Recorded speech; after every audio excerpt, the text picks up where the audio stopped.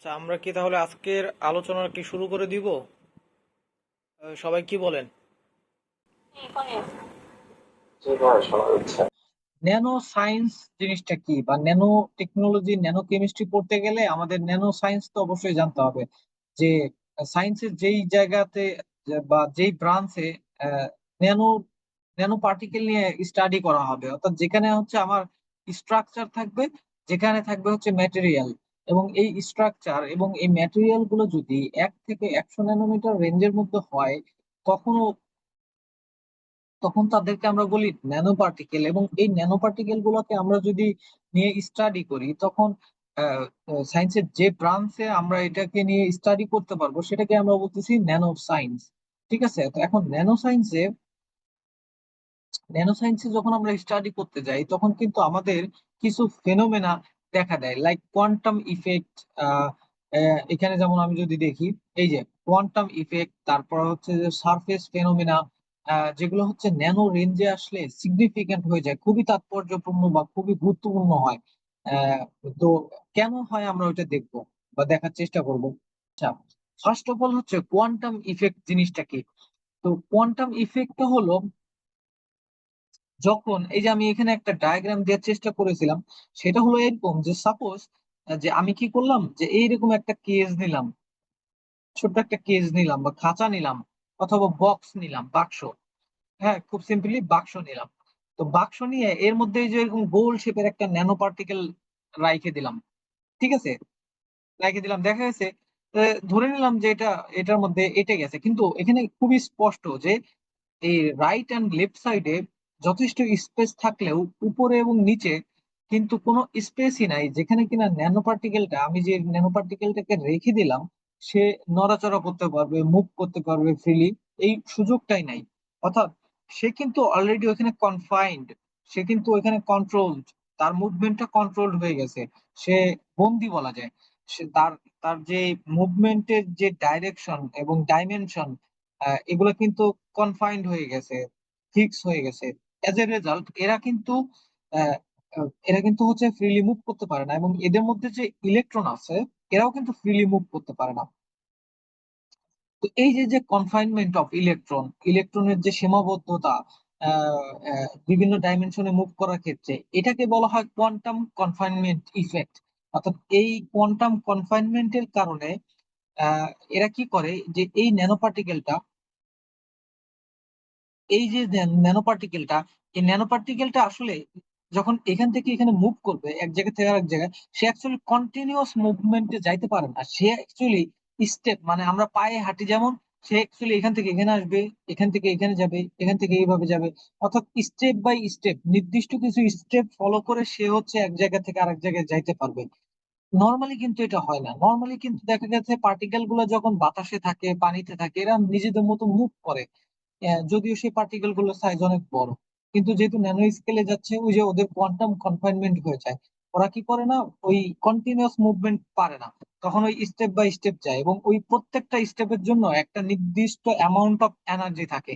হম এই যেহেতু এই এনার্জিটা নির্দিষ্ট, এবং এজন্য এটাকে বলা হচ্ছে সীমাবদ্ধতা বা কনফাইনমেন্ট অফ ইলেকট্রন, অর্থাৎ একটা নির্দিষ্ট এনার্জি রেঞ্জে ওই ইলেকট্রনটা কাজ করতে পারে যে কোনো ডাইমেনশনে, অথবা এই যে এখানে বলতেছে টাইনি ডাইমেনশন, অর্থাৎ খুবই লিমিটেড ডাইমেনশনে। সেটা হতে পারে এক্স অক্ষ, ওয়াই অক্ষ, অথবা জেড অক্ষ বরাবর। আহ, এতে কি হয়, এই যে leading to discrete energy level instead of continuous ones, এই যে কেবল এই কথাটাই বললাম যে এখানে কিন্তু কন্টিনিউয়াস এনার্জি লেভেল থাকে না, বরং ডিসক্রিট থাকে, বিচ্ছিন্ন থাকে। আহ, ভাগ ভাগ করা থাকে এনার্জি লেভেল গুলা, স্টেপ বাই স্টেপ। এটাকে আমরা বলতেছি কোয়ান্টাম কনফাইনমেন্ট অথবা কোয়ান্টাম ইফেক্ট এটাকে বলা যায়। তাহলে এটার ফলে কি হয়, এটার ফলে দেখা গেছে, এই যে আমরা রাইট সাইডে কয়েকটা স্যাম্পল রেখেছি, যে এইখানে আসলে কি আছে, একই পার্টিকেল আছে। সাপোজ আমি এখানে গোল্ড বা স্বর্ণ দিলাম, স্বর্ণ এর বিভিন্ন সাইজ দিলাম, আহ, একদম ছোট সাইজ, এরপরে আস্তে আস্তে বড় সাইজ দিলাম।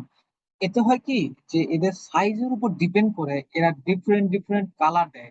তার মানে কিন্তু একটা পার্টিকেল কালার শো করতেছে জাস্ট বিকজ তার সাইজের ডিফারেন্স আছে, যেটা কিন্তু আমরা আমাদের নর্মালি বাল্ক ম্যাটেরিয়াল যেগুলা, রিয়েল লাইফে আমরা যে ম্যাটেরিয়াল গুলো নিয়ে হাতে নাড়াচাড়া করি, কাজ করি, যেগুলোকে ভেঙে ভেঙে ছোট করি, এগুলা কিন্তু তাদের সাইজের জন্য কালারের এই ডিফারেন্স কখনোই দেখায় না। অনলি ন্যানো লেভেলে গেলে আমরা এই বৈশিষ্ট্যগুলো দেখতে পাই, এবং এ কারণে দেখা গেছে একটা গোল্ড পার্টিকেল তার যদি আমি পানিতে তাকে গোলাইলে সে লাল কালারও দেখাতে পারে, সে হলুদ কালারও দেখাতে পারে, সে নীল কালারও দেখাতে পারে, একদম সেম লাইক এই ডান সাইডে আমরা যে ফিগারটা দিছি এই ফিগারটার মতো। তো এখানেই হচ্ছে ডিফারেন্সটা, আমরা যে কথাটা বলতেছিলাম, there is plenty of room at the bottom. অর্থাৎ আমরা যতই নিচের দিকে যাচ্ছি ততই কিন্তু আমার ডাইভার্সিটি অনেক বেড়ে যাইতেছে, কাজ করার অনেক অপরচুনিটি চলে আসতেছে। ওই কথাটাই কিন্তু রিচার্ড ফেইনম্যান বলতে চাইছিল।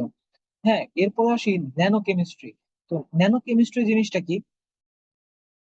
ন্যানো কেমিস্ট্রি হচ্ছে যে আসলে ন্যানো সায়েন্সেরই একটা ব্রাঞ্চ, যেখানে আমরা কি করব, যেখানে হলো যেখানে হলো যে ন্যানোর সাথে কেমিস্ট্রির যে রিলেশনটা, অর্থাৎ আমি যেই প্রসেসে অথবা যেই রিয়াকশনের মাধ্যমে আমি কি করব, ন্যানো পার্টিকেলটাকে তৈরি করব, তাকে আবার ডিজাইন করব, অথবা তার ডিজাইনকে আমি ম্যানিপুলেট করব বা চেঞ্জ করব, ওই যে যে প্রসেস অথবা রিয়াকশন, সেটা নিয়ে যেইখানে স্টাডি করা হবে সেটাকে আমরা বলতেছি ন্যানো কেমিস্ট্রি।